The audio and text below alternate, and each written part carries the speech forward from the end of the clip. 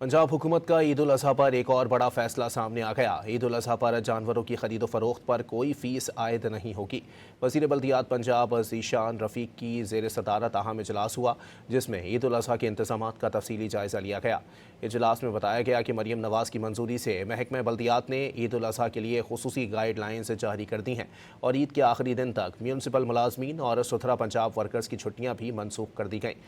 वज़ीर बल्दियात ने पंजाब को हिदायत की है कि इतवार तक पंजाब भर में आरजी कैटल सेल पॉइंट्स मुकम्मल तौर पर फाल किए जाएंगे। गैर कानूनी सेल पॉइंट्स और सड़कों पर जानवरों की खरीदो फरोख्त के खिलाफ सख्त कार्रवाई का फैसला भी किया गया।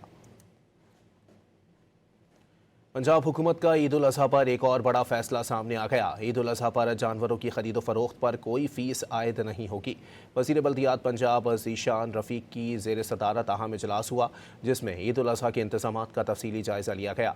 इजलास में बताया गया कि मरियम नवाज़ की मंजूरी से महकमा बल्दियात ने ईद उल अजहा के लिए खुसूसी गाइडलाइंस जारी कर दी हैं और ईद के आखिरी दिन तक म्यूनसिपल मुलाजमीन और सुथरा पंजाब वर्कर्स की छुट्टियाँ भी मनसूख कर दी गईं।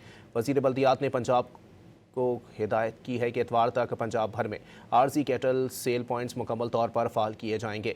गैर कानूनी सेल पॉइंट्स और सड़कों पर जानवरों की खरीदो फरोख्त के खिलाफ सख्त कार्रवाई का फैसला भी किया गया।